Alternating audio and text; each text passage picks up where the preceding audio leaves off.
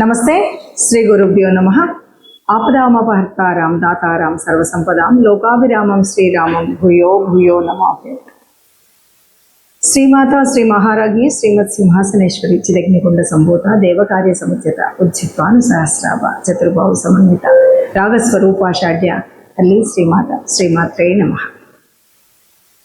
ప్రతి మాసం చెప్పుకున్నట్టుగా జూలై మాసానికి మరి గోచార స్థితిగతులు ఎలా ఉన్నాయి, ఆ గోచారంలో ఉన్నటువంటి ఈ గ్రహాల స్థితిని బట్టి యుతిని బట్టి మనకి ఒక్కొక్క రాశి వారికి అంటే ద్వాదశ రాశుల వారికి ఏ రకంగా ఉంటుంది అన్నది చూద్దాం. దానికి గాను అసలు మనం ఈ జూలై మాసాన్ని కనుక తీసుకున్నట్టయితే జూలై 1 నుండి 14 వరకు మనకు నిజ జ్యేష్ఠ మాసం నడుస్తుంది. ఎందుకంటే ఈసారి అధిక జ్యేష్ఠ మాసం వచ్చింది కాబట్టి ఇక్కడ మనకు నిజ జ్యేష్ఠ మాసంలో మనకు కనిపిస్తాం. ఆ తర్వాతి కాలం అంతా కూడా ఆషాఢ మాసం వస్తుంది. సో మనకి జూలై ఇటు నిజ జ్యేష్ఠ మాసం అటు ఆషాఢ మాసం రెండు కలిసి ఉండటం అనేటువంటిది కనిపిస్తుంది. దీంతో మనకు మారుతున్నటువంటి కాలగతులు కూడా మారుతాయి. ముఖ్యంగా అయనం కూడా మారేటువంటి పరిస్థితి మనం ఈ మాసంలో చూస్తాం. అంటే ఉత్తరాయణ కాలం నుండి దక్షిణాయన కాలంలోకి మళ్ళీ మనకు సూర్యుడు ప్రవేశించేటువంటి సమయం ఇందులో కనిపిస్తుంది. మరి ఇలా ఉన్నప్పుడు ఈ మాసానికి గాను గ్రహాలు ఎలా ఉన్నాయి అని కనుక మనం చూసినట్టయితే కుంభరాశిలో రాహు ఉన్నాడు, అలాగే మీనంలో శని, ఇవి దీర్ఘకాలికంగా ఉంటున్నటువంటివి. అలాగే మేషంలో కుజుడు ఉన్నాడు, దాదాపు 15 తర్వాత వృషభంలోకి మారుతున్నటువంటి పరిస్థితి. ఇక మిథునంలో బుధుడు రవి, అలాగే మరి కర్కాటకంలో గురు శుక్రులు. ఈ గురు శుక్రులు ఇద్దరు ఉన్నటువంటి దాంట్లో నుండి మరి 15 తర్వాత శుక్రుడు మళ్ళీ సింహరాశిలో కలవడం అనేటువంటిది జరుగుతుంది. సింహంలో కేతువు ఉంటాడు. ఈ రకంగా మనం ఒక రకంగా చూసినట్టయితే కుంభం నుండి కేతు వరకు, కుంభం నుండి దాదాపు సింహం వరకు రాహు కేతుల మధ్యలో ఉంది. దీన్ని మనము కాలసర్ప దోషం కింద కూడా గమనిస్తూ ఉంటాం. ఈ కాలసర్ప దోషం అంటే ఎప్పుడైతే అన్ని గ్రహాలు కూడా అంటే అన్నీ కూడా రాహు కేతువుల మధ్యలో మిగతావన్నీ ఉన్నప్పుడు తప్పనిసరిగా ఈ సమయంలో పుట్టిన పిల్లలందరికీ కూడా రాహు కేతువుల మధ్యలో ఉంటారు కాబట్టి మనకి సర్పదోషం అనేటువంటిది ఒకటి ఏర్పడుతుంది అన్నటువంటిది అందరికీ తెలిసినటువంటి విషయం. ఇక ఇప్పుడు మరి ఈ మాసానికి ఫలితాలు ఎలా ఉన్నాయో చూద్దాం. దీనికి అంటే మనం ఒక ద్వాదశ మాసాలకు కనుక చూసే ముందు ఒక మాట చెప్పుకోవాలి. ఎందుకు అంటే అసలు ప్రతి మాసంలో నిజంగా మా గతి మారుతుందా, మా స్థితి మారుతుందా అనేవాళ్ళు అనేకం కనిపిస్తూ ఉంటారు. నిజంగా గతి స్థితి మారుతుందా అంటే ఇది దేని మీద ఆధారపడుతుంది అంటే గ్రహాల యొక్క గతులను బట్టి, గ్రహాల యొక్క యుతిని బట్టి, గ్రహాల యొక్క స్థితిని బట్టి, దృష్టిలను బట్టి మార్పు అనేది అయితే ఉంటుంది. అయినా ఇవి ఎంతవరకు ఉన్నా ఈ కోటాను కోట్ల ప్రజల్లో కొంతవరకే ఈ పర్సంటేజ్ కనబడుతూ మిగతాది, ఎందుకంటే మనం చెప్పిన తర్వాత మీరు అన్నట్టుగా కొంత కనిపిస్తుంది కానీ ఇంకా అంతా అయితే కనిపించట్లేదు అంటుంటారు. అంతా కనిపించాలి అంటే తప్పనిసరిగా చేయవలసినటువంటి పని ఏంటి అంటే తప్పనిసరిగా మీ జన్మజాతకాన్ని మీకు వీలైన చోట వీలైన వాళ్ళతో చూయించుకోవడం అనేది మంచిది. జన్మజాతకంలో ఉన్నటువంటి వాటికి అనుగుణంగా ఇప్పుడు మనము ఈ మారుతున్నటువంటి గ్రహాలకి ఎలా ఉంటుంది, ఇది సర్వసాధారణంగా అందరికీ కలిపి చెప్పేటువంటి గ్రహస్థితి. కాబట్టి గ్రహస్థితి మారినప్పుడు మన యొక్క జాతకం ఎలా ఉంటుంది అన్నది ద్వాదశ రాశులకు మనం చెప్పుకుంటూ వస్తుంటాం. ఆ విధంగా ఇప్పుడు ఒక్కొక్క రాశికి మనం తెలుసుకుందాం. మీనరాశి వారికి గ్రహస్థితి కనుక చూస్తే లగ్నంలో శని ఉన్నాడు, ద్వితీయంలో కుజుడు ఉన్నాడు, చతుర్థంలో బుధరాహులు ఉన్నారు, పంచమంలో గురు శుక్రులు ఉన్నారు, ఇక షష్టమంలో కేతు ఉన్నాడు, వ్యయభావంలో రాహు ఉన్నాడు. ఇలా ఉన్నప్పుడు ఎలా ఉంటుంది అంటే అన్నింటికీ మించి వీళ్ళకి సంతాన విషయంలో మాత్రం చాలా అద్భుతంగా ఉంటుంది అని చెప్పొచ్చు. ఎందుకంటే పంచమంలో గురు శుక్రులు ఉన్నారు, రెండు కూడా శుభ గ్రహాలు, ఇది బాగుంటుంది. అట్లాగే మనకి లగ్నంలో శని ఉన్నాడు.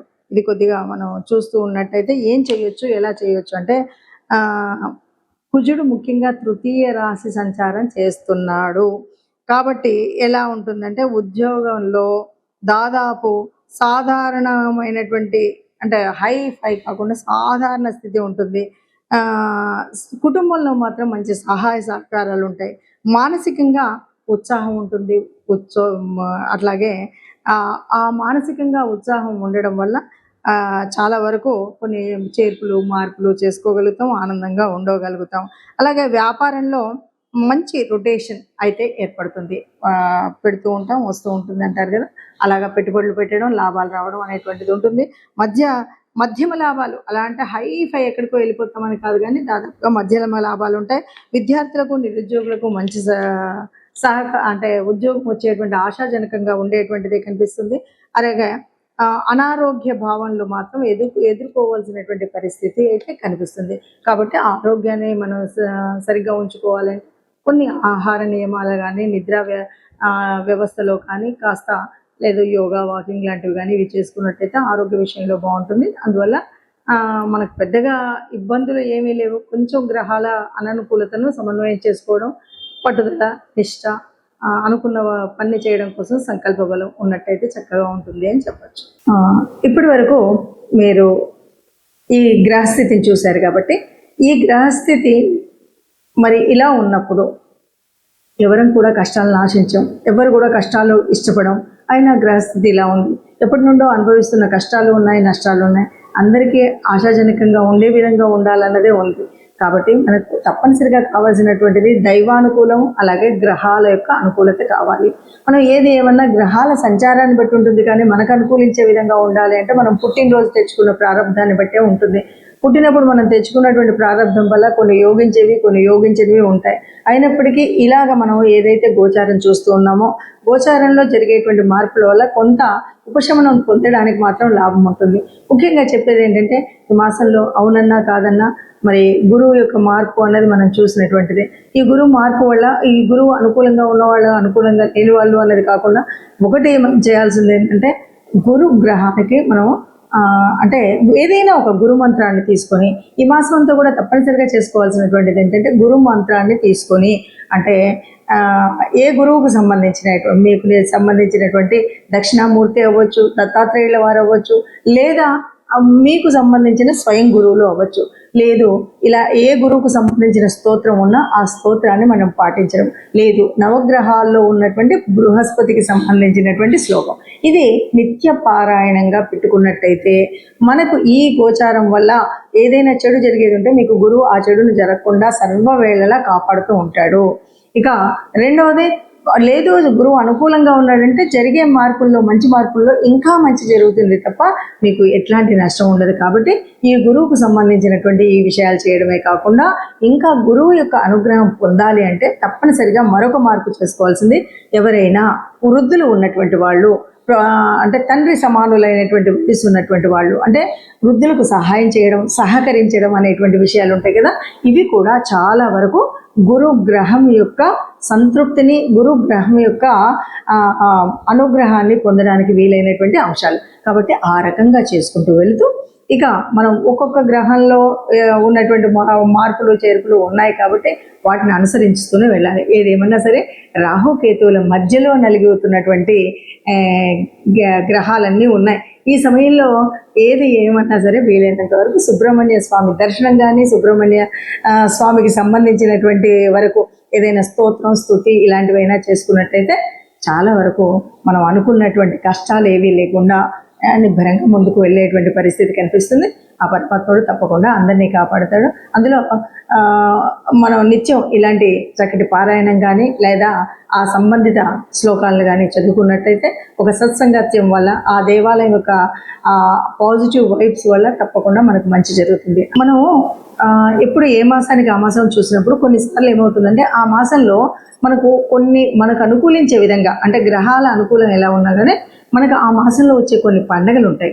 ఆ పండగల యొక్క ఫలితాన్ని కూడా పొందేటువంటి అర్హత పొందాలి అంటే తప్పనిసరిగా దానికి సంబంధితమైనటువంటి పూజలు చేసుకోవడం వల్ల కూడా ఈ గ్రహాల యొక్క అననుకూలత ఏదైతే ఉందో దాన్ని మనం మాయ చేయొచ్చు.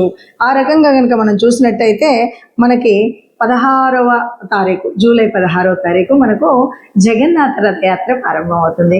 ఆ జగన్నాథుడు అంతకు మించినటువంటి గురువు ఎవరు ఉంటారు మనకి? ఆ శ్రీకృష్ణ పరమాత్మకు సంబంధించినటువంటి తత్వాన్ని చదువుకోవడం, వినడం, లేదా ఆ జగన్నాథ యాత్ర జరుగుతున్నప్పుడు మనం చూడడం, లేకపోతే మనది ఏరియాల్లో కూడా ఇవాళ రేపు చేస్తున్నటువంటి జగన్నాథ రథయాత్రలో పాల్గొనడం, ఏదో అక్కడ సంబంధించినటువంటి విషయాలను వినడం చేసినట్టయితే మనకు ఉత్తమమైనటువంటి స్థితి ఉంటుంది. అలాగే మరి 17వ తారీఖు వచ్చేసరికి మరుసటి రోజు నుండి కూడా దక్షిణాయనం ప్రారంభం అవుతుంది. దక్షిణాయన కాలంలో మనం చేయాల్సినటువంటి పుణ్యక్రతువులు బోలెడని ఉంటాయి. వాటన్నిటినీ కూడా ఈ మాసం అంతా అవలంబించినట్టయితే మన కష్టాలు తొలగుతాయి. ఇంకా ముఖ్యంగా తెలంగాణ ప్రాంతంలో ఉన్నటువంటి భక్తులందరికీ కూడా మనకు తెలిసినటువంటి విషయం. ఈ జూలై మాసంలో ఆషాఢం ప్రారంభం అవ్వగానే మొదటి బోనాల పండుగ వస్తుంది. బోనాల పండుగ ఎవరికి చేస్తాము అంటే ఆ పరాత్పరేశ్వరి అమలగన్న అమ్మకి చేస్తూ ఉంటాం. కాబట్టి ఆ తల్లిని తెరవడం కూడా ముఖ్యము అనే విషయాన్ని మనం గ్రహిస్తే కనుక బాగుంటుంది. అలాగే ఈ నెలాఖరు చివరికి 25కి వచ్చేసరికి తొలి ఏకాదశి ఉంటుంది. తొలి ఏకాదశి వచ్చింది అనగానే ఆ సర్వజగన్నాథుడైనటువంటి రక్షకుడు అయినటువంటి ఎవరైతే ఈ మనకు తెలుసు త్రిమూర్తులలో ఎవరైనా సరే బ్రహ్మ సృష్టిస్తే మరి విష్ణువు ఎప్పటికప్పుడు రక్షిస్తూ ఉంటాడు. రక్షణ కార్యం చేసేటువంటి ఆ విష్ణుమూర్తిని ప్రార్థించేటువంటి సమయం మనకు తొలి ఏకాదశి. ఏకాదశులన్నీ కూడా విష్ణుమూర్తికి సంబంధించినప్పటికీ తొలి ఏకాదశి రోజు స్వామిని ప్రార్థించినట్టయితే మనకు ఏ రకమైన కష్టాలు ఈ ఒక్క నెలే కాదు, రాబోయే 6 నెలల వరకు కూడా మనం అన్నింటి నుండి హాయిగా ఉండగలిగేటువంటి గ్రహస్థితి మనకు ఉంటుంది అని చెప్పుకోవచ్చు. అందరం బాగుండాలి, అందులో మనం ఉండాలి. జై శ్రీరామ్.